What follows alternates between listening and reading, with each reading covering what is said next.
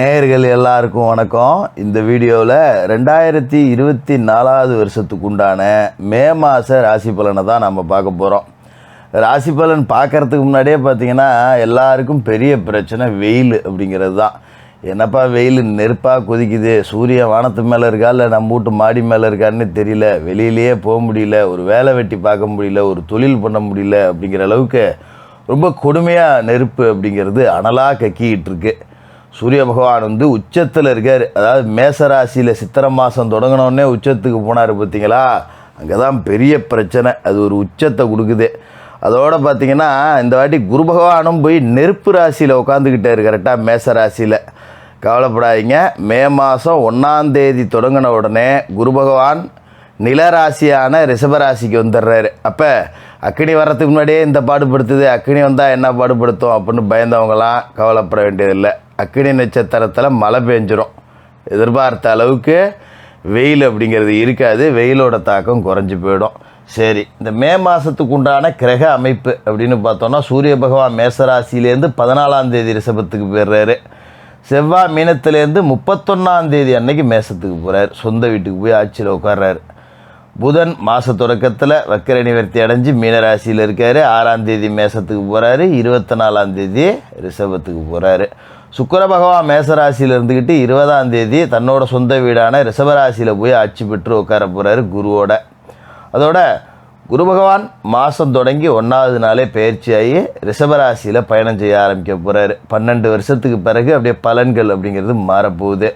சனி பகவான் கும்பராசியில் ஆட்சியில் உட்காந்துருக்காரு. ராகு குரு பகவானோட வீடான மீனத்திலையும், கேது புதன் பகவானோட வீடான கன்னிலையும் உட்காந்துருக்காரு. இந்த கிரக அமைப்புகள், ராசி மாற்றங்கள் உங்களோட ராசிக்கு என்ன பலனை கொடுக்க போகுது அப்படிங்கிறத பார்ப்போம். மகர ராசி நேயர்களே, உங்களுக்கு இந்த மே மாதம் எப்படி இருக்குது அப்படின்னு பார்த்தோன்னா, மகர ராசியை பொறுத்த வரைக்கும் ஒரு 6 வருஷமாக இந்த மாதம் நல்லா இருக்குது அப்படின்னு சொன்னோன்னு வச்சிங்களேன், அது ஏதோ ஒரு ஆறுதலுக்கும் தேர்தலுக்கும் சொல்கிறதா தான் இருக்கும். ஏன்னா பெருசாக எந்த கிரகம் அப்படிங்கிறதும் உங்களுக்கு நல்லது செய்யலை. குரு நல்லா இருந்தால் சனி நல்லா இல்லை, சனி நல்லா இருந்தால் குரு நல்லா இல்லை, ராகு கேது நல்லா இல்லை. இப்படி தான் வருட கிரகங்கள் உங்களை வாட்டி வச்சிருச்சு. மாத கிரகங்கள் ஏதோ அப்பப்போ வயிற்று கொஞ்சம் சோறு போடுறாப்புல சின்ன சின்ன நன்மைகள் அப்படிங்கிறத செஞ்சுக்கிட்டு இருந்தது. அது பொதுவாகவே எல்லா ராசிக்காரர்களுக்கும் இந்த மாத கிரகங்கள் சூரிய பகவான் புதன் சுக்கிரன் இவங்க எல்லாம் ஏதோ சின்ன சின்ன நன்மைகள் அப்படிங்கிறத செஞ்சுக்கிட்டு தான் இருப்பாங்க. அது எப்படி என்னமோ யானை பசிக்கு சோளப்பொரி மாதிரி ஆகிப்போம். அந்த நன்மைகள் அப்படிங்கிறது உங்களுக்கு பெருசாக எந்த பிரயோஜனமும் இல்லை. ஏன்னா ஒரு 10,000 ரூபா கடை இருக்கிறவனுக்கு ஒரு 5 ரூபா கிடைச்சா எப்படி இருக்கும்? 5 ரூபாயை வச்சு நான் சோறே திங்க முடியாது, எங்கேருந்து கடை அடைக்கிறது அப்படிங்கிற மாதிரி தான் இருக்கும். அதனால் மகர ராசியை பொறுத்த வரைக்கும் ஒரு 6 வருடம் படாத கஷ்டம். வெளில சொல்கிறதுக்கு வெக்க கேடு, சொல்லலைன்னா மானக்கேடு அப்படிங்கிற மாதிரி ஓடிப்போச்சு. அப்போ ஒரு 6 வருஷத்துக்கு பிறகு கொஞ்சம் லேசாக அப்படியே ஒரு பாலைவனத்தில் மாட்டிக்கிட்டு படாத பாடுபட்டு உயிரோடு இருக்கிறதே பிரயோஜனம் இல்லை அப்படிங்கிற நிலைமையில் இருக்கிற நேரத்தில் ஒருத்தர் மீட்கிறதுக்கு வந்தால் எப்படி இருக்கும்? அப்படி வந்திருக்கார் குரு பகவானே உங்களுக்கு மீட்கிறதுக்கு வந்திருக்கார். இத்தனைக்கும் ராசி அதிபதி சனி பகவானுக்கு குரு பகவான் பகை கிரகம்தான். அப்படிப்பட்ட குரு பகவான் உங்களுக்கு நன்மை செய்ய வந்திருக்காரு. என்ன காரணம் அப்படின்னு பார்த்தீங்கன்னா, நீங்கள் 7.5 சனியில் உங்களுக்கு விரய சனி 2.5 வருஷத்தை முடிச்சிட்டிங்க. படாத பாடு, இருந்த காசு எல்லாம் விரயமாச்சு, கடன்குடியாயாச்சு, நகை நட்டு எல்லாமே அடவுக்கு போயிருக்கோம். விரய சனி 2.5 வருஷத்தில் இன்ன வரைக்கும் வட்டி தான் கட்டிக்கிட்டு இருக்கேன், என்னால் மீட்டுக்கிட்டு வர முடியல அப்படிங்கிற மாதிரி ஓடி இருக்கும். அடுத்து ஜென்ம சனி 2.5 வருஷத்தையும் ஓட்டிவிட்டீங்க. இதுதான் கொடுமையோட உச்சம் அப்படிங்கிறது. இந்த 2.5 வருஷ ஜென்ம சனியில் தான் பார்த்தீங்கன்னா முக்கியமான உறவுகள் உங்களை விட்டு போயிருப்பாங்க, நிறைய துரோகங்களை தாங்கியிருப்பீங்க, முதுகில் குத்தப்பட்ட சம்பவங்கள் அப்படிங்கிறது நிறையா நடந்திருக்கும். உடல் ஆரோக்கியம் ஒன்றுமே இல்லாமல் போயிருக்கும். நல்ல திடகாத்திரமாக இருந்தவங்க கூட ஒன்றும் இல்லாமல் அப்படியே கூனி குறுகி போகிற அளவுக்கு உடம்புல தெம்பே இருந்திருக்காது. திடீர்னு உடம்பு ஏறி போயிடும், திடீர்னு உடம்பு இளைக்கும், கைகால் வலிக்கும், மூட்டு வலி, முதுகு வலி, அல்சர் பிரச்சனை, தொண்டையில் புண்ணு, வயிற்றில் புண்ணு, சாப்பிட்டது செரிக்கலை, மூச்சு விட சிரமமாக இருக்குது. இப்படி தான் உங்கள் வாழ்க்கைங்கிறது 6 வருஷமாக ஓடிச்சு. இதில் 100% மகர ராசிக்காரர்களுக்கு இப்படி தான் இருக்கும். நான் அடித்தே சொல்லுவேன், எழுதி கூட தருவேன். இப்படி தான் இருந்திருக்கும். அதாவது பணம் இருக்கிறவனுக்கு மனப்பிரச்சனை, பணம் இல்லாதவனுக்கு பணப்பிரச்சனை. ஆக மொத்தம் நிம்மதியாக தூங்கி 6 வருஷம் ஆச்சுரா சர்வேஸா அப்படிங்கிற மாதிரி புலம்பிட்டு தான் இருந்திருக்கணும் மகர ராசிக்காரர்கள். அப்படிப்பட்ட உங்களுக்கு சனி பகவான் இப்போ உங்களோட ராசிக்கு 2வது வீட்டில் இருக்கார். 7.5 சனியில் கடைசி பகுதியை அனுபவிக்கிறீங்க. அதாவது பாத சனி, தனவாக்கு, குடும்ப சனி அப்படிங்கிறத அனுபவிக்கிறீங்க.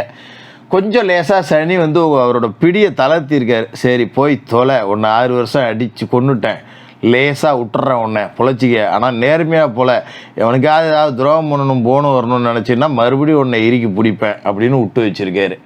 அப்போ மகர ராசிக்காரர்கள் பொதுவாகவே வந்து இறக்க குணம் உள்ளவர்கள். எந்த ஒரு வேலையும் மெதுவாக செய்யக்கூடிய ஆளுங்களாக இருப்பீங்க. இன்றைக்கி செய்கிறத நாளைக்கு பார்த்துக்கலாம் அப்படிங்கிற மாதிரி கொஞ்சம் ஒரு மந்த புத்தி உள்ளவங்க. அதனால தான் சனி பகவான் ராசிக்கு அதிபதி மந்தன் அப்படின்னு சொல்கிறான் அவரை. அவரோட ஆளுகைக்கு உட்பட்ட நீங்கள் கொஞ்சம் மந்த புத்தியோடு தான் இருப்பீங்க. ஆனால் செய்கிற வேலையை சூப்பராக செஞ்சு முடிச்சுடுவீங்க. அதில் எந்த மாற்று கருத்தும் கிடையாது. அப்படிப்பட்ட உங்களுக்கு சனி லேசாக பிடியை தளர்த்தி விட்டுருந்தார். ராகு உங்களோட ராசிக்கு 3வது வீட்டுக்கு வந்திருக்கார். ரொம்ப அற்புதமான இடம். தைரிய வீரிய ராகு, விஷ பாம்பே தைரியம் கொடுக்குது. அதாவது எப்பேற்பட்ட ஒரு அமைப்பு தெரியுங்களா இது? ராகு வந்து 3வது வீட்டில் இருக்கிறது அப்படிங்கிறதெல்லாம் எது வந்தாலும் நம்ம பார்ப்பண்டா, அவங்களால முடிஞ்ச பார்த்துங்க அப்படின்னு எப்பேற்பட்ட எதிரியாக இருந்தாலும் எதிர்த்து நிற்கக்கூடிய ஒரு ஆற்றலை கொடுக்கக்கூடிய இடத்துக்கு ராகு இருக்கார். ஆனால் குரு மட்டும் சரியில்லாமல் இருந்தார். அர்த்தாசிரம குருவாக போய் 4வது இடத்துல சிக்கிட்டு இருந்தார் இல்லையா? இப்போ அந்த குரு 5வது வீட்டுக்கு வந்திருக்கார். அதாவது கெஞ்சினாலும் கிடைக்காத பஞ்சம குரு, பூர்வ புண்ணியஸ்தானத்தில் குரு பகவானே வந்திருக்காரு, புத்திரஸ்தானத்தில் குரு பகவானே வந்திருக்காரு. அதோட குருவோட பார்வை அப்படிங்கிறது பார்த்தீங்கன்னா ராசியிலேயே விழுது. ராசிக்கு 9வது வீட்டில் விழுது, 11வது வீட்டில் விழுது, உங்களோட ராசியிலையும் விழுவுது. இப்படி குரு பார்வையும் உங்களுக்கு அற்புதமான யோக பலனை கொடுக்கக்கூடியதாக இருக்கு. அப்படிப்பட்ட இந்த நேரம் அப்படிங்கிறது ரொம்ப ஒரு அரிதான நேரம் அப்படின்னு தான் சொல்லணும். ஏன்னா ரொம்ப பயங்கரமான சிக்கல்கள்லாம் அனுபவித்து வந்தவங்களுக்கு இப்போ குரு என்ன கொடுக்க போகிறார்? 5ல் இருக்கிற குரு முதல்ல பிள்ளைகளுக்கு அற்புதமான கல்வியை ஏற்படுத்தி கொடுப்பார். அதில் எந்த மாற்றமும் இல்லை. பிள்ளைகளை பார்த்து நம்ம பெருமைப்பட்டுக்கலாம். அதுமாரி பிள்ளைகள் வந்து படித்து முன்னுக்கு வந்து 4 பேர் சொல்லுவாங்க, இன்னாரோட புள்ளைன்னு சொன்ன காலம் போய் இந்த பிள்ளையோட அப்பா அப்படின்னு சொல்லக்கூடிய அளவுக்கு பிள்ளைகள் நமக்கு பெருமையை கொண்டு வந்து சேர்ப்பாங்க.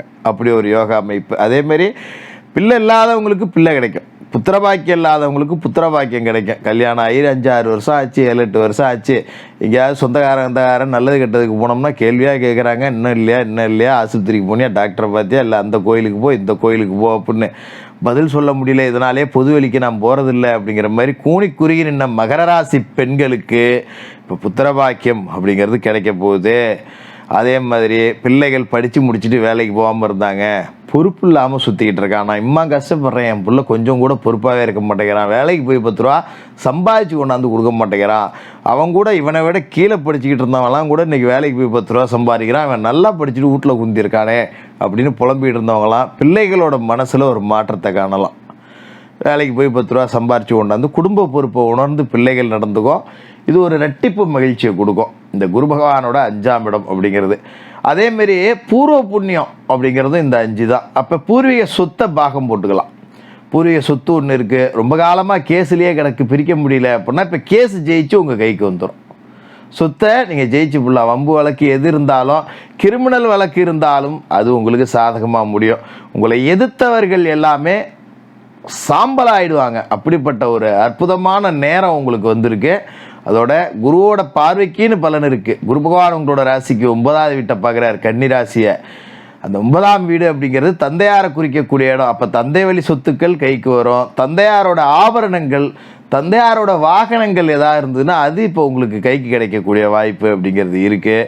இதுமாதிரி தந்தை வழி உறவுகளால் நல்ல நன்மைகள் அப்படிங்கிறதும் நடக்கும். அதே மாதிரி 11ஆம் இடமான லாபஸ்தானத்தை குரு பகவான் பார்க்குறார். ஒரு தொழில் ஒன்று ஆரம்பித்தேன், எங்களால் வேலைக்கு போனால் கூட தேவலாம், ஏதோ 10 ரூபா சம்பளம் கிடைக்கும், என் தொழிலில் அது கூட கிடைக்கல, பேருக்கு முதலாளின்னு நானும் என் புருஷனும் கச்சேரிக்கு போகிறாங்கிற கதையாக போயிட்டு வந்துக்கிட்டு இருக்கேன், ஆனால் ஒன்றும் பெருசாக லாபம் இல்லை அப்படின்னு புலம்பிக்கிட்டு இருந்தவங்களுக்கு இதுக்கு மேலே தொழில் அப்படிங்கிறது அற்புதமான லாபத்தை கொடுக்கக்கூடியதாக இருக்கும். ரொம்ப வருஷத்துக்கு பிறகு உங்களுக்கு நல்ல நேரம் வந்திருக்கு, அதை சரியாக பயன்படுத்திங்க.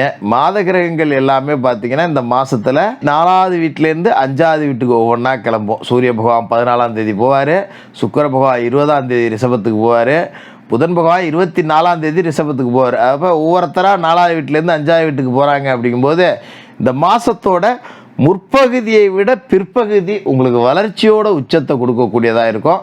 கிட்டத்தட்ட 6 வருடமாக படாத பாடுபட்ட மகர ராசிக்காரர்களுக்கு ஒரு 6 வருடத்திற்கு பிறகு ஒரு பெரிய வனவாசத்துலேருந்து வெளியில் வந்த மாதிரி ஒரு அற்புதமான நேரம் வந்திருக்கு. இதை பயன்படுத்திங்க. அது மாதிரி எப்பவும் போல் இரக்க சிந்தனை அப்படிங்கிறது உங்களை விட்டு போகாமலே இருக்கிற மாதிரி பார்த்துங்க. 10 ரூபா காசு வந்த பிறகு அதை நம்ம பிடிச்சி வச்சோம் அப்படின்னாக்கா அது தெரியும் எப்படி ஆகணும். பிடிச்சி வைக்கிற ஆளுங்களும் மகர ராசிக்காரர்கள் இல்லை. ஏதோ 10 ரூபா கிடைக்குதா, அதில் ஒரு பகுதியை ஒரு 10 ரூபா கிடைச்சா ₹1 இருக்கா, ஒரு தான தர்மம் அப்படி பண்ணணும். சனிக்கிழமையில் சனி பகவானுக்கு எழுதி ஏற்றுங்க, அனுமன் வழிபாடு செய்யுங்க. ஏலபாளைகள் மாற்றுத்திறனாளிகளுக்கு உங்களால் முடிஞ்ச உதவிகளை செய்யுங்க. மே மாதம் ஒரு நல்ல அற்புதமான மாற்றத்தோட தொடக்கமாக இருக்கும். இதுக்கு மேலே உங்கள் வாழ்க்கையே நல்லா இருக்கும். போனதை விட்டுருங்க. இதுக்கு மேலே மகர ராசிக்காரர்கள் ஒரு புன்சிரிப்போடு வளம் வர்றதை இந்த உலகம் பார்க்க போகுது. ரொம்ப அற்புதமான மாதம். மகர ராசிக்காரர்களுக்கு வாழ்த்துக்கள்.